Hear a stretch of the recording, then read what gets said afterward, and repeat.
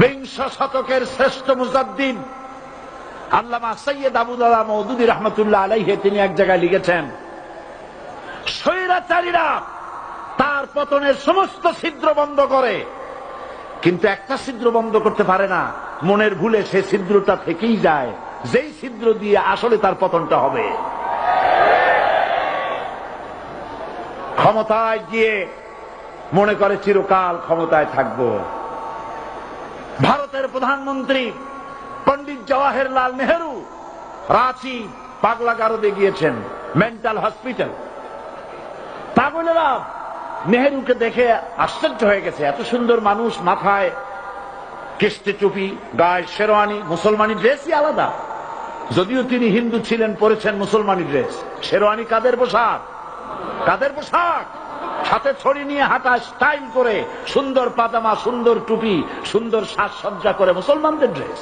এই ড্রেস পরে তিনি গিয়েছেন, সবসময় যে ড্রেস তিনি পরতেন। পাগলেরা জিজ্ঞেস করছে, তুমি কে গো? উনি বলছেন, আমারে চেনো নাই? আমি ভারতের প্রধানমন্ত্রী পণ্ডিত জওয়াহরলাল নেহেরু। পাগলেরা বলছে, ও সেই কথা। আমরাও যখন এই হসপিটালে আসছিলাম, এই তোমার মতো লম্বা লম্বা কথা আমরাও বলছি, থাকো আমাদের সাথে কিছুদিন, তোমার মাথাও ঠান্ডা হয়ে যাবে। ক্ষমতায় যারা থাকে, ক্ষমতার মোহে চতুর্দিকে অন্ধকার দেখে, মনে করে আমার পতন আর হবে না। কিন্তু তোমাকে বুঝিবে যে গোকুলে বাড়ি শেষে। গাড়ির চাকা সব সময় উপরে থাকে না, গাড়ির চাকা সব সময় উপরে থাকলে গাড়ি তো চলবেই না। গাড়ির চাকা ঘোরে বলেই তো গাড়ি চলে। সুতরাং এই উপরে, তোমার চাকা উপরে এখন আছে বলে, তোমার দলের চাকা উপরে আছে বলে যারা মানুষের উপরে জুলুম করছো, আলেমদেরকে ধরতেছো, মুসল্লিদেরকে ধরে ধরে জেলে ঢুকাচ্ছ, সময় আসবে এমন ইন্দুরের গর্ত অপমানা পালাবার জন্য।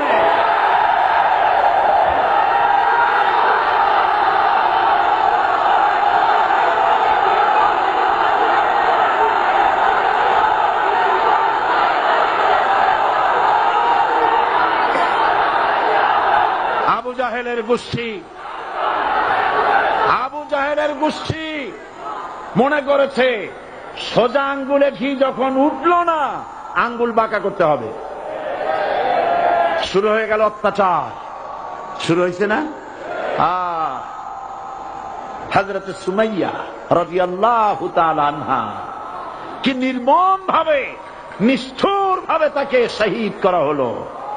খাব্বাব, হুবাইব, হযরত খাব্বাব রাদিয়াল্লাহু তাআলা আনহুকে দেখে হযরত ওমর একদিন বলছিলেন, খাব্বাব তোমার পিঠে এত গর্ত কেন? এত গর্তওয়ালা পিঠ আর এত চিকুন কোমর আমি তো জীবনেও দেখিনি। হযরত খাব্বাব বলেছেন, ওমর জানো না, ইসলাম কবুল করার অপরাধে, কালেমা পড়ার অপরাধে কাফির বেঈমানেরা আমাকে মারধর করেছে।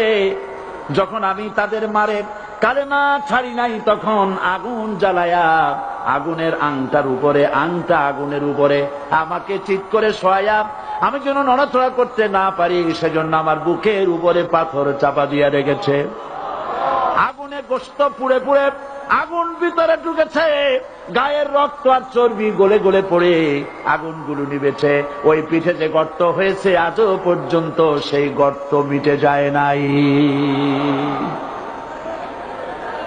হযরত খাব্বাব রাদিয়াল্লাহু তাআলা আনহু বলছেন, বুখারী শরীফে হাদিসে ভাবে এসেছে, ওয়ান খাব্বাব বিন আরিফ রাদিয়াল্লাহু তাআলা আনহু আন্নাহু قال شكونا إلى رسول الله صلى الله عليه وسلم وهو متوسد بردة له في ظل الكعبة। আমি গেলাম রাসূলুল্লাহর কাছে, যে দেখি হুজুর বাইতুল্লাহ শরীফের ছায়ায় আরাম ফরমাচ্ছেন। আমি কাছে গিয়ে বললাম, আলা তাস্তানসিরু লানা আলা তাদউ লানা ইয়া রাসূলুল্লাহ। হে রাসূল, আপনি কি আমাদের জন্য দোয়া করবেন না? আপনি কি আমাদের জন্য আল্লাহর কাছে সাহায্য প্রার্থনা করবেন না? মার খেয়ে খেয়ে তো শেষ হয়ে গেলাম। শুনতেছেন আপনারা? আল্লাহর নবী উঠে বসলেন, বললেন, খাব্বাব শোনো, তোমাদের আগে যারা এই পৃথিবীতে এসেছিলেন দ্বীনের দাওয়াত দেওয়ার জন্য, সমকালীন রাষ্ট্র শক্তি তাদেরকে ধরত, ফায়ুখাজুর রাজুলু ফায়ুহফারু লাহু ফিল আরদ, তার জন্য তারে ধরে নিয়া মাটির মধ্যে গর্ত করত, ফায়ুজআলু ফিহা, এরপরে সেই গর্তের ভিতরে তাকে কোমর পর্যন্ত গেড়ে দিত। সুম্মা ইউতা বিল মানশার, এরপরে করাত আনা হতো, ফায়ুদাউ আলা রাসিহি, এরপরে করাতটা মাথার উপরে রাখা হতো, ফায়ুজআলু নিসফাইন, এরপরে করাত দিয়া চিরে চিরে জীবিত মানুষটাকে দ্বিখণ্ডিত করে ফেলে দিত। মা ইয়াসুদ্দুহু যালিকা আন দীনি, এত কষ্ট দেওয়ার পরেও, এত জুলুম করার পরেও দ্বীনের দায়ীদেরকে এক চুল পরিমাণ আল্লাহর রাস্তা থেকে তারা সরাই দিতে পারে নাই। ওয়াল্লাহি, ও খাব্বাব, আমি আমার আল্লাহর নামে কসম করি। মুসলমান কে কসম করতেছে? আল্লাহ রাসূল। আমি আমার আল্লাহর নামে কসম করি, ওয়াল্লাহি লা ইউতাম্মান্নাল্লাহু হাদাল আমর হাত্তা ইয়াসির রাকিবু মিন সানা ইলা হাযরামাউত। সেদিন বেশি দূরে নয়, ইয়েমেনের রাজধানী সানা থেকে শুরু করে সৌদি আরবের হাযরামাউত পর্যন্ত হাজার হাজার মাইল, এই দীর্ঘ পথে যুবতী নারী তার সৌন্দর্যের পশ্চা নিয়া, আর ধনাঢ্য ব্যক্তিরা, সওদাগরেরা তাদের টাকা পয়সা নিয়া একাকে নিয়ে অথবা দলবদ্ধ ভাবে মানুষেরা যাতায়াত করবে। লা ইয়াখাফু ইল্লাল্লাহ, মানুষের মনের মধ্যে কোনো ভয় থাকবে না। এমন একটা সময় আসবে, ওয়ালাকিন্নাকুম তাস্তাজিলুন, অথচ তোমরা বড্ড তাড়াহুড়ো করছো। তাড়াহুড়ো করো না, অপেক্ষা করো, ধৈর্য ধরো, মার খাও, জেলে যাও, শহীদ হও, আল্লাহর রাজ কায়েম হবেই হবে।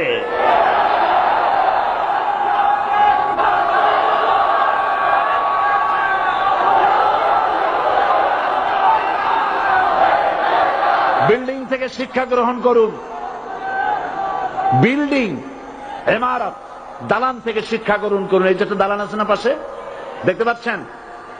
এই দালান কি দিয়ে তৈরি করা হয়েছে বলেন? ইট। সমস্ত ইটেরা যদি ধর্মঘট করত, আমরা কেউ মাটির তলায় যাব না, কেউ আমরা আগুনে পুড়ে ঝামা হব না, পিক হব না, কেউ আমরা টুকরা টুকরা হব না, সবাই থাকবো উপরে উপরে, তাহলে কি দালান হইতো নাকি? এই বিল্ডিং নির্মাণ করতে গিয়া ইটের যে স্যাক্রিফাইস, হাজার হাজার ইটকে পিক হতে হয়েছে, পুড়ে যেতে হয়েছে, খোয়া হতে হয়েছে, ভেঙে টুকরা টুকরা হয়ে 50 ফিট মাটির নিচে যেতে হয়েছে, তারপরে ইমারত গঠন হয়েছে, সুন্দর দালান তৈরি হয়েছে।